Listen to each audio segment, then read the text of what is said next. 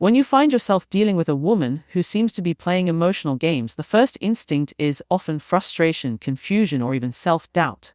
But the truth is, you gain your greatest strength the moment you stop reacting and start understanding. Human behavior is rarely random. It's rooted in psychology, in past experiences, in fears people rarely speak aloud. And when a woman begins to send mixed signals or behaves inconsistently, there is always something underneath the surface, something that has very little to do with you and everything to do with the emotional patterns she's learned over time. Sometimes she's testing you, not out of malice, but out of insecurity.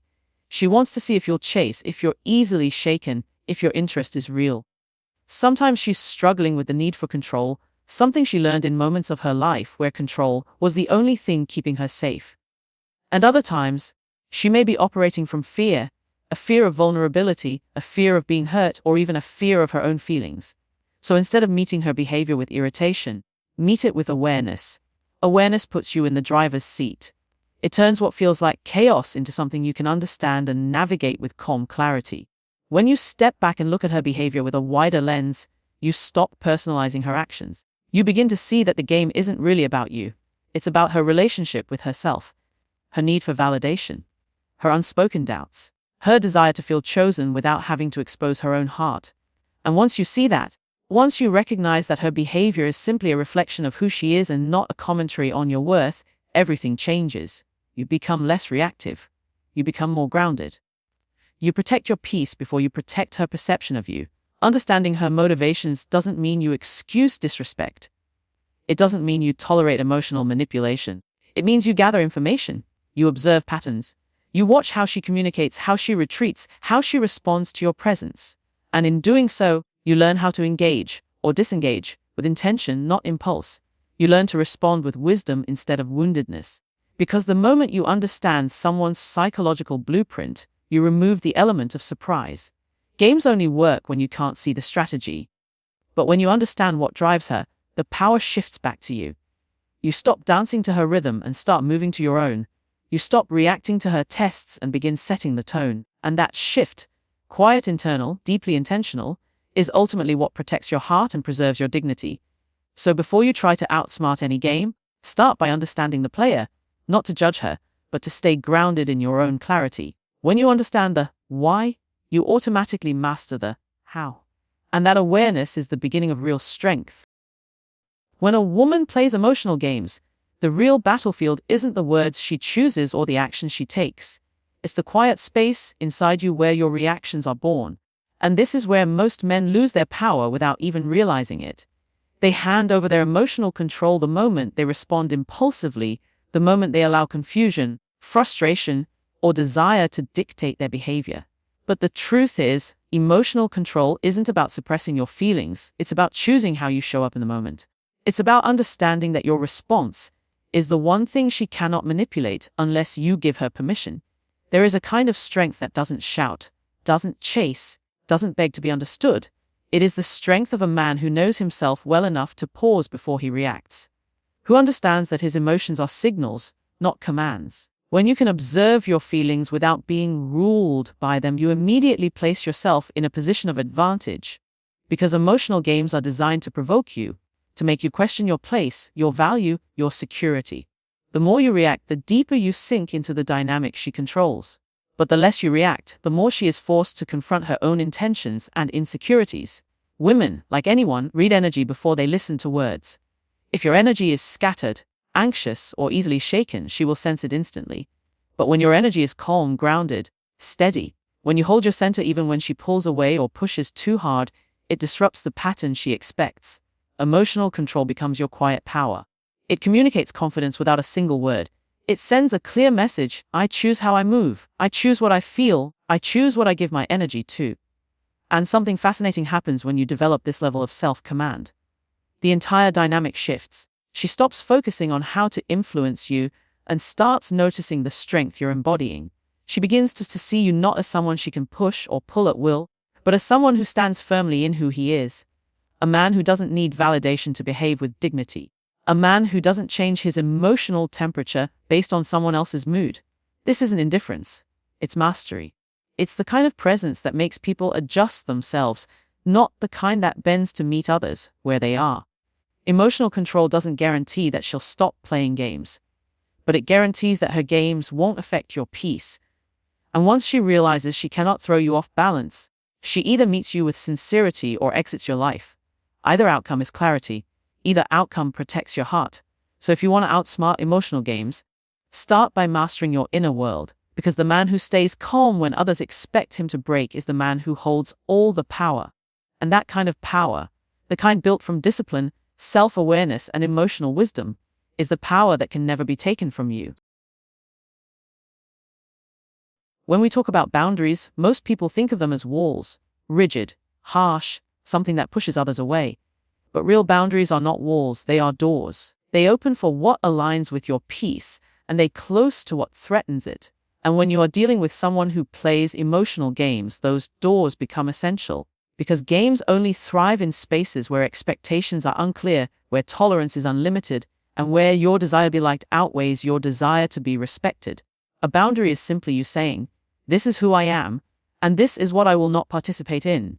It's not an announcement meant to intimidate, it's a declaration meant to protect. And the most powerful boundaries aren't spoken at all, they're lived.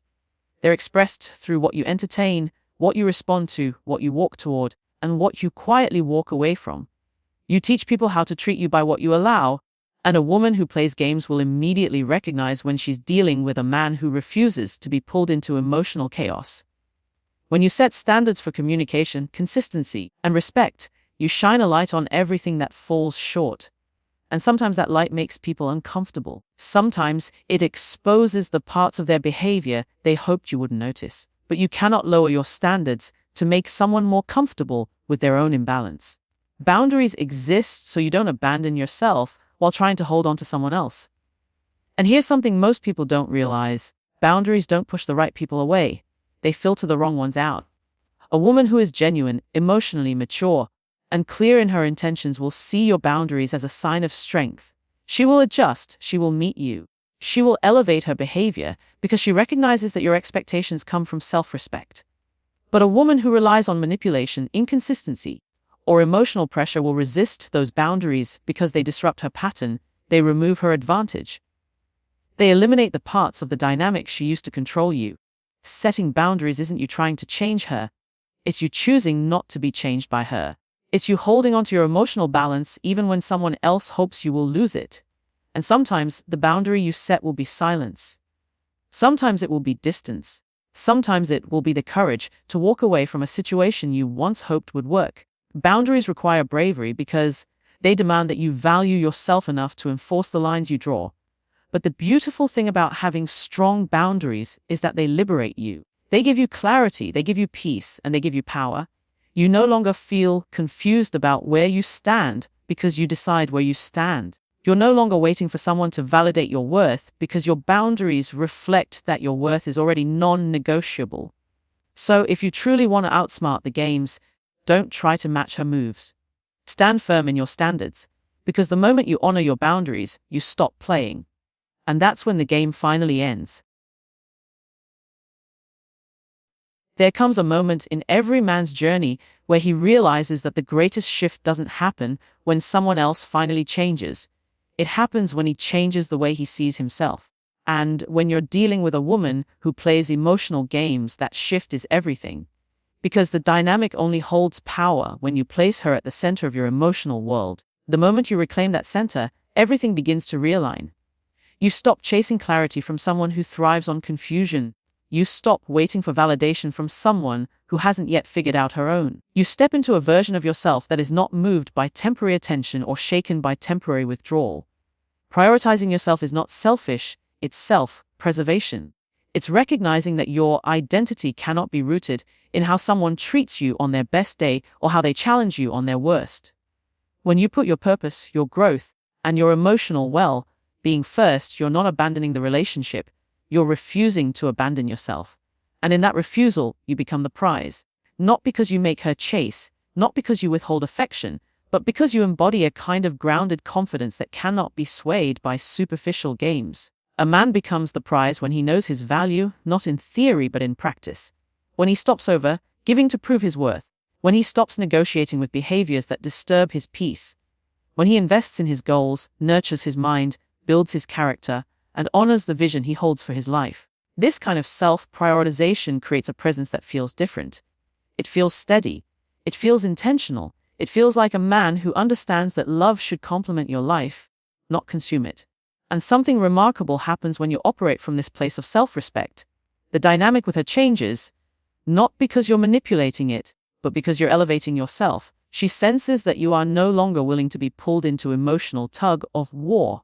She notices that your attention is no longer available on demand. She realizes that your energy is something she has to earn, not something she can toy with. You're not trying to play it cool. You genuinely are cool, because your life has meaning independent of anyone else's approval. This shift forces her to make a choice. She will either rise to meet you with sincerity, clarity, and emotional maturity, or she will fade away because the games no longer work. Either outcome aligns you with what you deserve. Because becoming the prize isn't about being chosen. It's about choosing yourself first, so anyone who enters your world knows exactly what kind of man they're dealing with. So as you navigate relationships and the complexities that come with them, remember this: a man who prioritizes his purpose cannot be distracted by someone else's uncertainty. The moment you become the center of your own life is the moment you outgrow every game designed to pull you out of it.